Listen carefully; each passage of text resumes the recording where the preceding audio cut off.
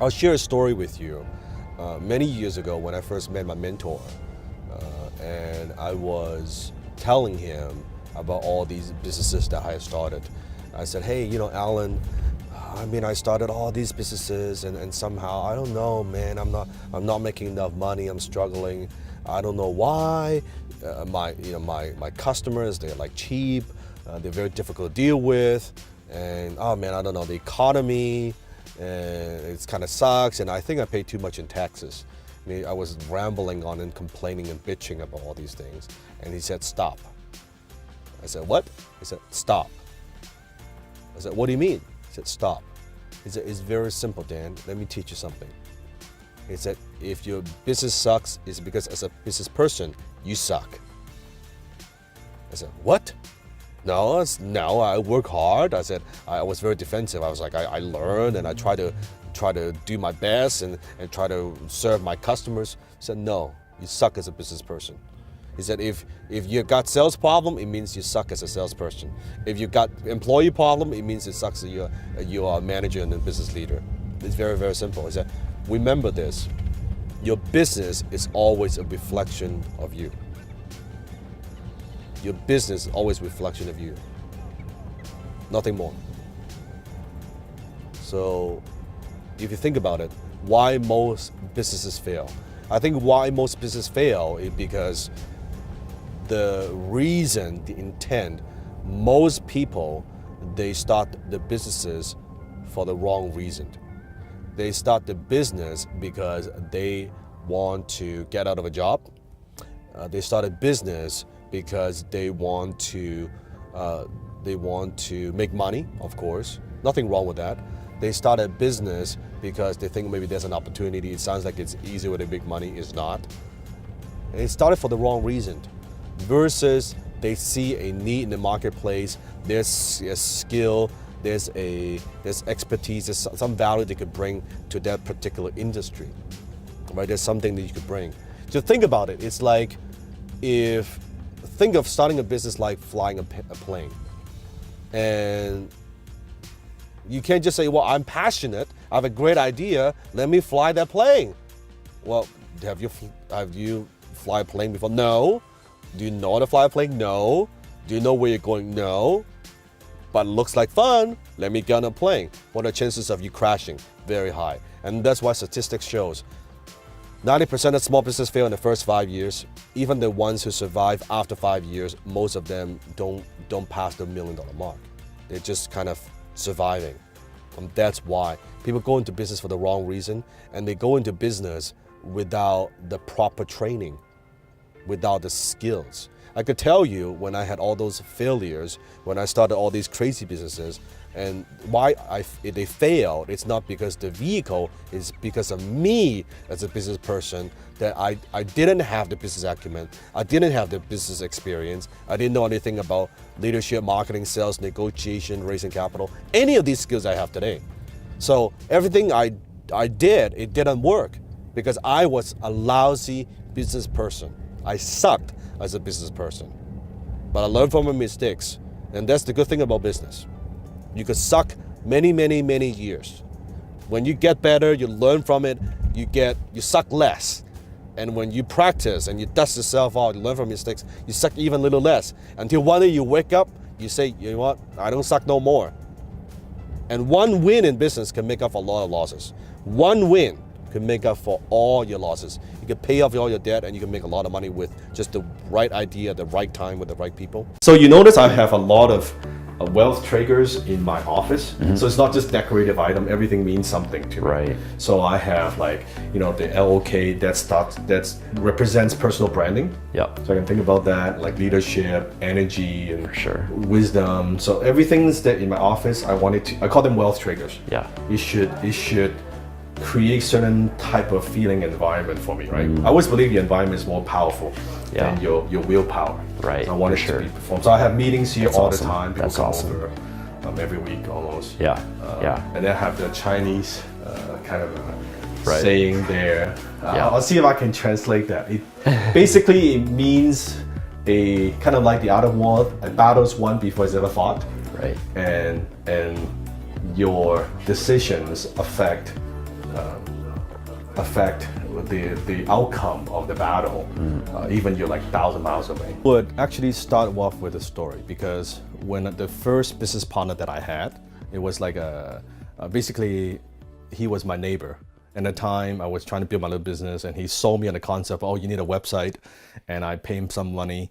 Long story short, he's basically scammed me out of like $150,000. Oh, wow. I lost all my mom's money, all the savings, and I didn't know anything about internet marketing.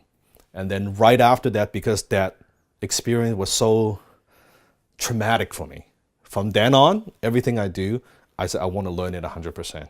So I went, and at the time, internet marketing, I bought the Corey Rudo course. I don't know if you remember, the Insider Secrets to Marketing Internet. Right. The 2 big binders, like 600 pages. I went through it in 2 days. Wow. And from then on, I was just like reading like forget about like reading a book a month. I was reading a book every 2-3 days. Wow. So that experience changed how I operate. And that's how I developed this hunger to learn as much as I could. So I would feel, I don't think it's a healthy thing, because when I went to Tony's event, Unleash the Power Within, I don't know if that's a healthy thing, but I always have this feeling of, no, I need to know more. Right. I need to know more. Right. That drive, right? Yeah, yeah. Versus the 13th. It's when I found my first mentor.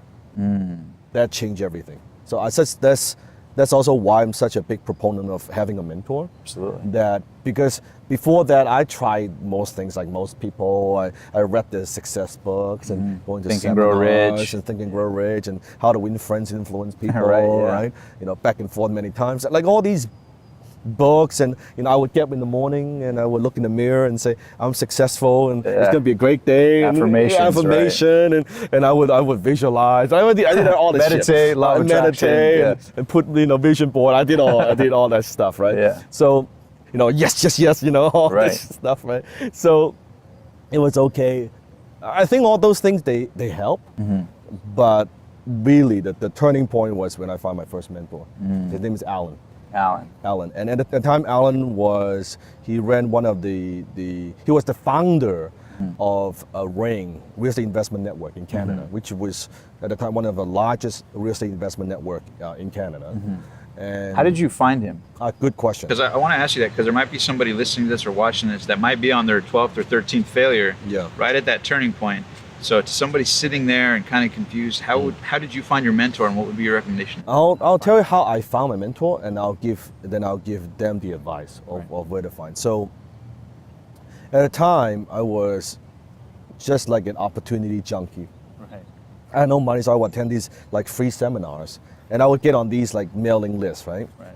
And Alan was running one of the largest financial seminar companies in Canada. He was the first one that brought Robert Kiyosaki to Canada. From Rich Dad Poor Dad, Robert Kiyosaki. Before even Kiyosaki was famous. He was the first guy. So I was getting all these junk mails, direct mail, like not Instagram, not Facebook, right? Direct mail, right? Yeah. And I would always be fascinated by the way that he would write these sales letters. Right. And I would collect them. I would collect them, put in 3-0 punch them, put them in a binder, and I would save them and I would study them. I was just fascinated by the way he communicates, right? So the copywriting on Copywriting. And I remember the name Alan Jacks, right? That's his name. And at one time I was attending a free conference. I was sitting in the back, and I was watching the speaker. A gentleman sat down next to me and was watching the speaker, was looking at you. I was like, I noticed a name tag. Yeah. It says Alan Jacks. Wow. And I thought, no fucking way. Yeah. No way. And I said, are you Alan Jacks? He said, yes. I said, are you the one that's hosting these events and writing these letters? And it's like, yes. He said, I am. I'm like, holy fuck, right? Holy shit, that's my internal dialogue. I try to be calm. Right. I said, holy fuck. I said, I'm a huge fan. Yeah. Like, I love what you do. And he thought I was referring to the event. I was like, yeah, you know, we do pretty good events. I said, no. I study your letters. Yeah. I said, I collect them. I tell him I collect these letters. And he was shocked because I don't think he's ever had anyone telling him that. Right. Like a young guy, 21 years old, like talking fanning about out on the copywriting. Yeah, like collecting the junk mail. And I was just fascinated. I said, Mr. Jacks, I said, can I buy you lunch? And I always remember the reply. He paused. He said, what the hell, I gotta eat. Yeah. That was the start of a relationship. Wow. And we had lunch, we talked for hours. And then afterwards, I asked him to be my mentor, which he turned me down. And I was, again, not recommending this. I was basically stalking him in his office. Right? I went to his office every fucking day, every day. So you would physically go there? I would go to the office, I would say anything, I would pick up the trash, anything. Yeah. I would just demonstrating, I want to help, anything. Yeah. I don't care about money, I don't want a salary, I don't want anything. And finally, a month later, they said, okay, I just need to hire you, just so this is bothering me so much, right? He's bothering my staff. Fine, like this young man is like crazy, right?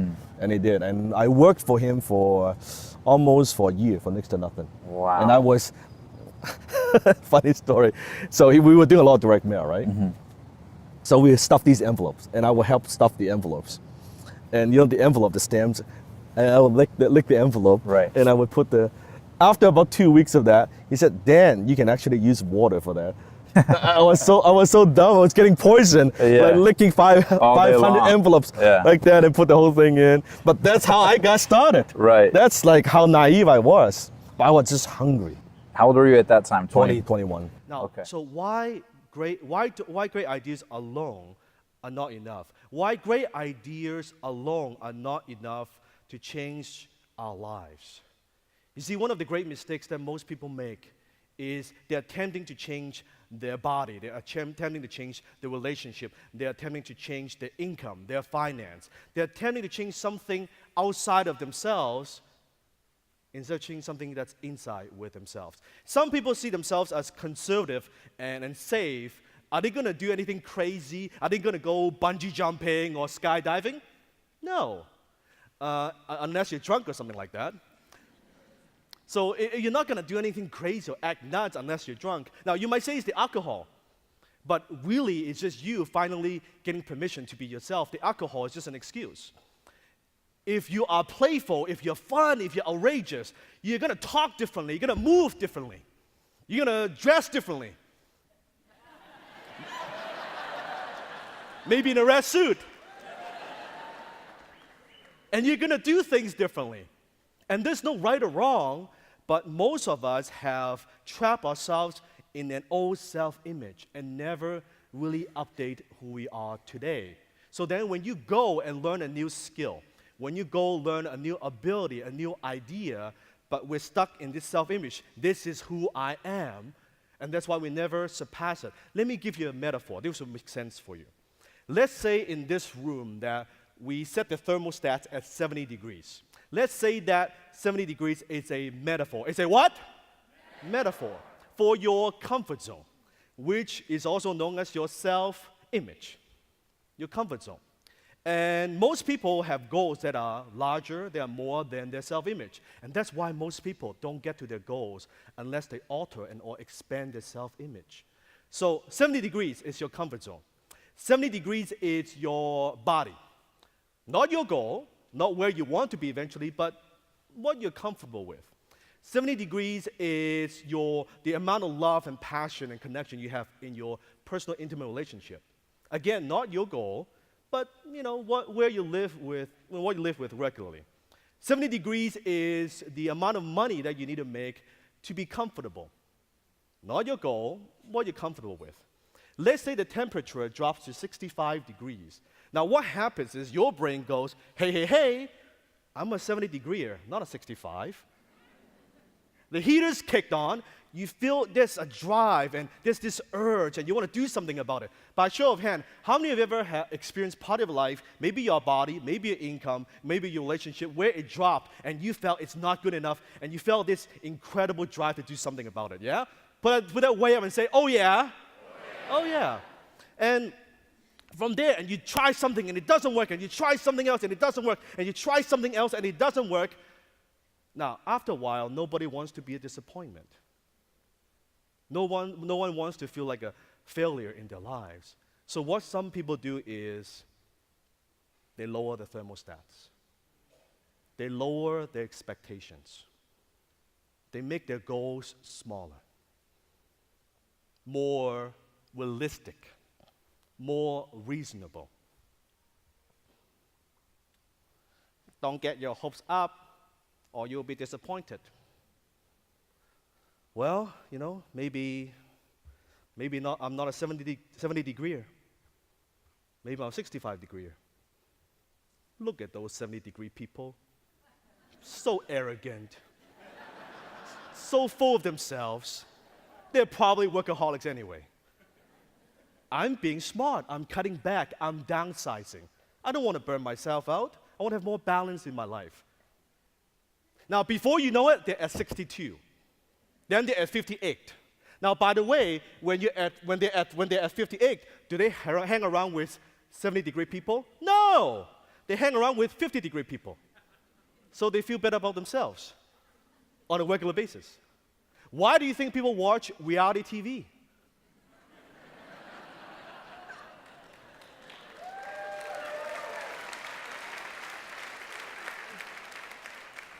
You know what? I thought my life is a mess. But look at these people on TV. Instantly, you feel better about yourself. Now, but you're at TEDx, obviously. You're not like that. You're an overachiever, yes? You're an overachiever. So when it's supposed to be at 70 degrees, you're at 65, what do? You do something about it, yes? You don't settle. You try it, you try something else, it doesn't work. You try something else, it doesn't work. You try something else, it doesn't work. You don't settle. You don't give up, and you don't give in. If you hit a wall, you go around it, you go over it, you go under it, whatever it takes, you do it. And do you stop at 70 degrees? No. You keep going until you hit 80, 85, 90, 91, 92, 93, 99 degree, and your brain goes, hey, what do you think you're doing up here? You're not a 90 degreer. Who do you think you are? Get back to where you were. And suddenly you realize you're outside of your comfort zone. And then the heater stops and you lose your drive. And you begin to self-sabotage yourself. And you stop doing what got you there in the first place, and you start doing some dumb things, making some dumb decisions, until you get back to exactly where you think you deserve to be. Now, how many of you, I'm sure none of you have done this, but how many of you have seen other people sabotage themselves? Yeah, I thought so. I thought so. You see, the strongest force in human personality is the need to remain consistent with how we see ourselves.